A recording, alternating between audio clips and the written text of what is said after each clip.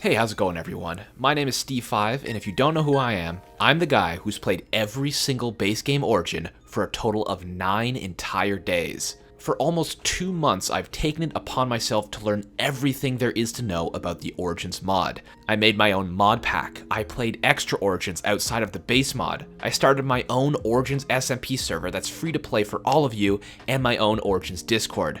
Everything I've done for the past few months has led me to this moment. I'm going to correct the absolutely horrible, outdated, and inaccurate tier list I made almost exactly 2 months ago. If you enjoy this video, I would massively appreciate it if you considered subscribing and dropping a like on this video.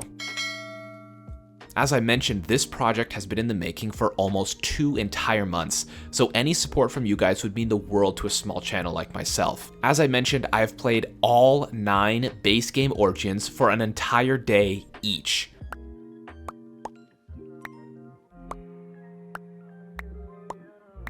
Through the course of this video, I will be referring back to those videos and my experiences when I played each Origin.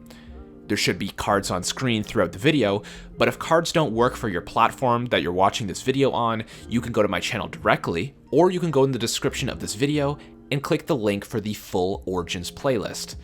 I'm working on doing a bunch of extra Origins outside the base game. So far I've done Inchling, Wyvern, and Monkey. I also have made a mini-series where I test custom Origins that have been made for my community in my official Discord. Alright, thank you for letting me ramble on. I don't want to waste any more of your time. Let's get into the disclaimers.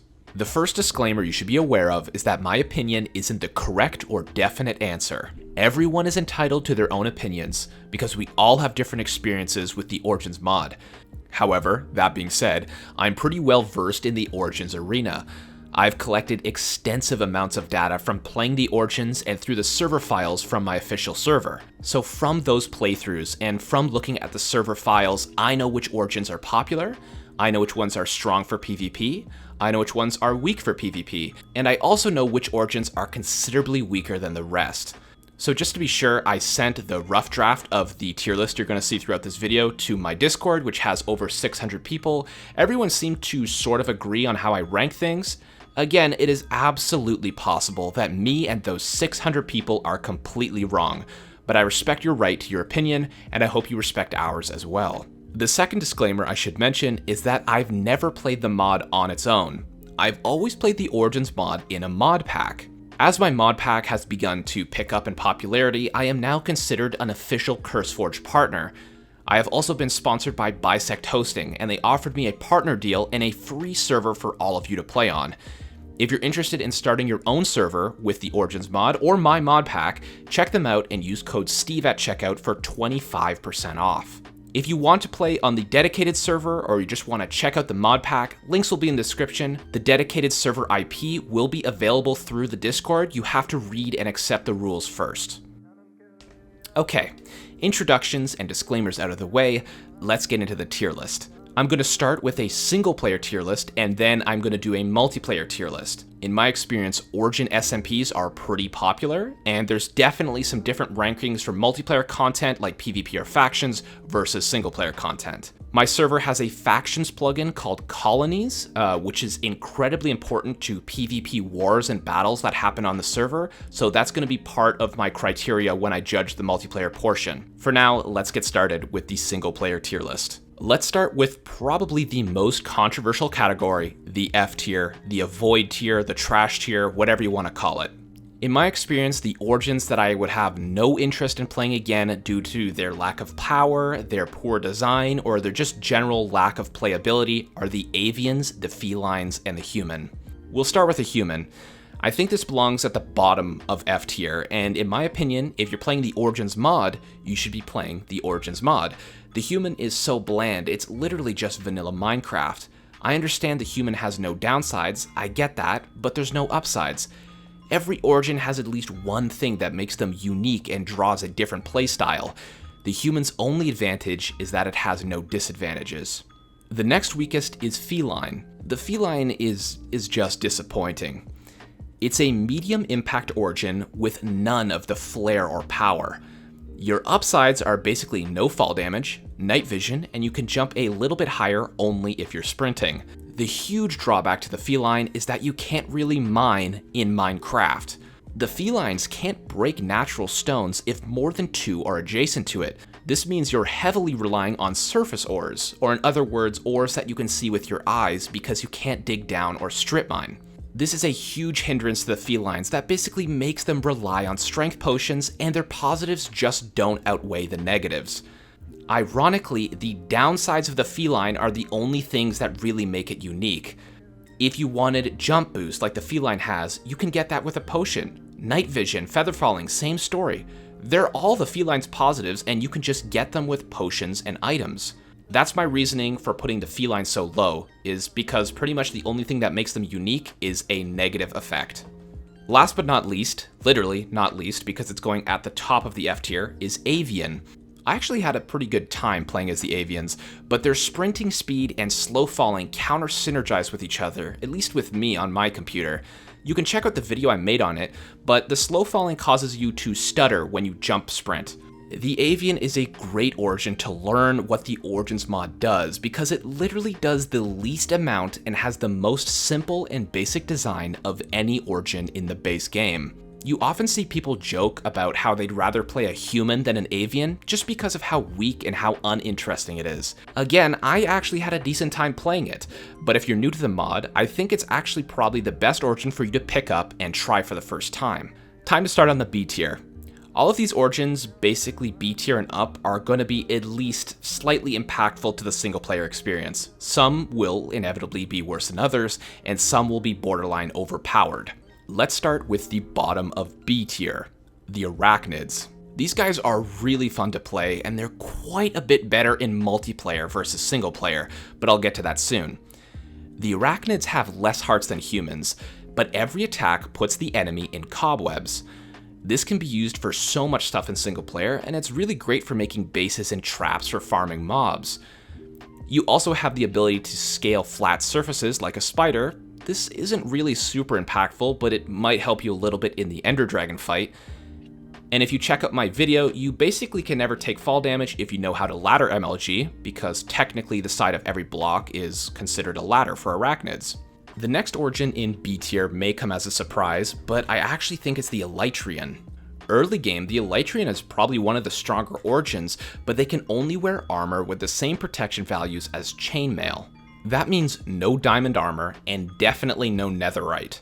They also get stacking debuffs the longer they are underground, so this makes mining significantly more of a challenge. They have a few positives for aerial stuff. They do double damage while in Elytra flight, and they could launch themselves 30 blocks into the air. That's pretty awesome for exploring and stuff, but it really does not too much to impact the single player game. The Elytrian has a similar problem to the feline. If you're a regular person and you have an Elytra and you have some fireworks, you're pretty much an Elytrian, right? The difference between Elytrian and feline is the Elytrians do double damage when they're flying, and that can't be replicated by anything, so that's unique to them, and it's a pretty substantial bonus to aerial combat. Anyone can be a Walmart Elytrian. All they need to do is wear better armor, actually, because you could wear netherite, an Elytra, and some fireworks. But no matter how hard you try, you will not get that double damage bonus from attacking from the air. The next in B tier is the Merling. Merling players have a pretty devoted cult who pretty much only play aquatic-based origins because they think it's the best. And to be honest, they have good reason to think that, because the Merlings have a really unique playstyle that a lot of people love. Living underwater provides a really safe avenue for players to play a hardcore or just a harder version of Minecraft. The only mobs you really have to worry about are the drowned, and you are by far the fastest and strongest being in the water. Traveling to the Nether is actually easier than you'd think. I went over it in my Merling video, but respiration works in the opposite way for Merlings, and you can also restore breath by drinking water bottles. So you can actually survive for a good amount of time outside of your ocean or wherever your water supply is. Nevertheless, Merlings are much stronger in a pack and unfortunately struggle in some areas of single player. Top of B tier is the Blazeborn. These guys start in the Nether, and if you're playing in my mod pack, I use better Nether, which makes it a much more enjoyable experience. If you're playing with a vanilla Nether, this will be considerably more challenging. The Blazeborn are a heavily combat-oriented origin. You can't really get the full use out of them in single player. They're still incredibly strong and do an insane amount of damage if they're on fire, so the Blazeborn are just generally good all around. The only downside, really, is that they take damage from water. So if you find a ruined nether portal, you can just make it to the overworld and hang out. You'll pretty much be the top dog in terms of combat power and damage in single player or multiplayer. Wow. 3 more origins left to the rest of the tier list, so let's move on to the A tier and we'll talk about the Phantoms. The Phantom is so strong in single player, mainly because you get to X-ray. You can do this in the overworld or in the nether, and you can just phase through some blocks so you can see all the structures, cave systems, mobs, and even some ores. The Phantoms burn food very quickly, and they burn in the sunlight if you don't activate their Phantom form. But in single player, if you're playing hardcore or you ever find yourself in a pickle, you can literally just phase through the ground and leave any fight you don't think is favorable. That is the only A tier origin. We're going to move right on to the S tier, and let's talk about the Endirian. These guys pretty much have only bonuses when it comes to single player. Their main crutch is that they can't see players who are wearing pumpkins on their head. In a single player world, that's not really an issue. I guess they also can't eat pumpkin pie, but who really cares? The Endirians get to throw ender pearls that deal no damage to travel crazy distances, and they have +1 reach, which is just stupid strong for combat or even if you just want to hang out and build stuff. +1 reach is never a bad thing. And finally, we're at the tippity top of the single player tier list, and I'm sure a lot of people could have guessed this, it's the Shulk. The Shulk have really high armor values that basically turn iron armor into diamond. I did a full calculation of how strong the armor values are later in the game. So if you don't want to watch that video, TLDR is it has a huge bonus for iron armor, then a much smaller bonus for diamond, and then an even smaller bonus for netherite. If you're interested in seeing the Excel document, make sure to check out the Shulk video that has all the numbers and all the calculations inside of that one. As the Shulk, you exhaust faster and you can't use shields, but you also get 9 extra slots of inventory that save on death. So understandably, the Shulk are the top dog when it comes to single player gameplay. That concludes my single player tier list. I'm not going to go super in depth for multiplayer because I kind of went over the description for all of them for the single player tier list. But as I said, I do own a server and I play on it, so I have a pretty good idea of what's broken and what's really, really weak. So for F tier, it's pretty much going to stay exactly the same. In a competitive PvP environment like my server, where there's factions and battles, almost no one went avian or feline, and to be fair, it's probably for good reason. There's one person on my server who went human nitwit, and that's the Chad Tristan Dreamer. But to my knowledge, I don't think anyone else has even tried that yet. In B tier, I have 2 origins, and one is the Elytrian. Fact of the matter is, Elytrians in PvP get swatted out of the air like flies. They're super squishy because they can't really wear anything stronger than chainmail, and everyone is decked out in top-level gear, so they're just a nuisance more than anything. The Elytrians also lag my server because they can load an insane amount of chunks, so I have a little bit of a personal bias there. Top of B tier, I have the Phantom. These guys are pretty annoying. That's probably the best word I could describe them as. As I said, for the single player stuff, if a Phantom doesn't like a fight, they can just phase through the ground and leave. There's nothing you can do to stop a Phantom who just phases through the ground. In a multiplayer setting, they're not terrible for that reason. They're actually quite good for people who lack PvP skills, or maybe you're a little unfamiliar with how PvP works. You can kind of cheese enemy players and slowly whittle them down until they die, keep coming up above the ground, and then back under. It's very annoying for people to deal with. Next, in A tier, we have the Blazeborns. The Blazeborns do the most damage by far out of any origin. They do have to be on fire, which can sometimes be difficult to pull off, but when it comes down to it, hand-to-hand combat specifically, a Blazeborn will beat almost anyone on this list 9 times out of 10. If you're good at PvP combat and you don't mind having to light yourself on fire a bunch, these guys are the origin for you. Top of A tier, we have Arachnid. Now, I understand that the Arachnids have 3 less hearts, which is pretty big. That's a huge downside. But Arachnids are the best defensive origin in the entire game. As the arachnids, you can set up huge bases, and no one is stupid enough to enter an arachnid's lair. On my server, there's a faction mod called Colonies, as I've mentioned. It works similarly to how factions works, where if you die a lot, your faction loses power, but if your colony or faction is at full power, enemies can't destroy blocks when fighting on your home turf. So if your colony power isn't low and enemies try and fight you on your home turf, they can't destroy blocks. So right now, you should be thinking, gears should be turning in your head, when an arachnid hits an enemy with an attack, melee or ranged, a cobweb is automatically placed under their feet. If you're fighting on your own turf and enemies can't break cobwebs because your colony owns the land, it is extremely powerful. The enemies basically just have to sit there and slowly try and leave the cobweb because they can't break it. And if they do escape, somehow, you can just attack them and apply the cobwebs again. Arachnids are not an aggressive origin by any means, but no one is stupid enough to enter an arachnid base or fight them on their own land. If you're a defensive player, or maybe you're just not really into PvP, you will be safe in your land as an arachnid. Let's move to the S tier. First, we have the Shulk. And when it comes to PvP combat, having extra armor is pretty good. As I mentioned, if everyone is in netherite, the Shulk's extra armor is actually only a tiny bit stronger. There's increased diminishing returns as you upgrade your armor as the Shulk. But I think with netherite, it's still 1 or 2 extra hits to kill, which is pretty big when it comes down to a life or death situation. They also get to store inventory, so you can scout out enemy bases, get killed, and keep a bunch of the stuff you may have stolen or looted from their base. Ah, Merlings. I have hosted 2 servers, and the strongest colonies on both of them were aquatic factions. Similar to the Arachnid, you're not touching the Merlings. Their bases are deep in the ocean, and they have huge bonuses to fighting any intruders. The reason Merlings are stronger than Arachnids is because they're still decent attackers because they don't have the same health penalties. Merling factions, or just Merlings in general, that can make friends with nether-based origins can supply each other with resources that are hard to get. Most nether-based origins take a lot of damage from water, so Merlings can trade special resources that you can only find underwater, and the nether-based origins can trade things that are a little harder for the Merlings to get in the nether. Merlings also don't get any downside for being on land.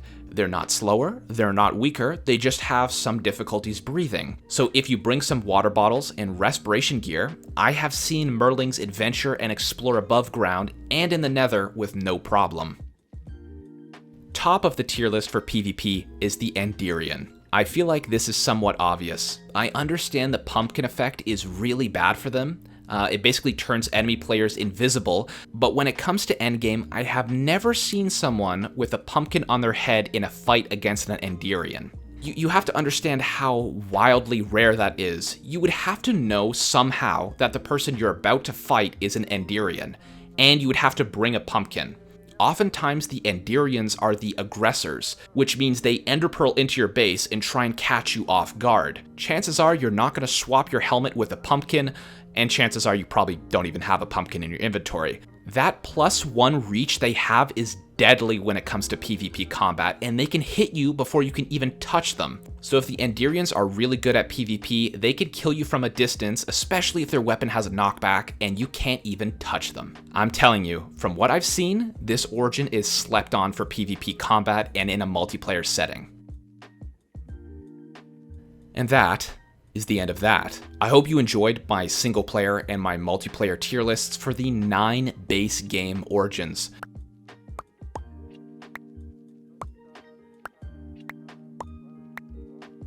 I'm sure you may have heard me say this earlier, but I'm working on the extra origins and the mob origins right now. So if you're interested in seeing in-depth guides for those, make sure to subscribe and drop a like on the video.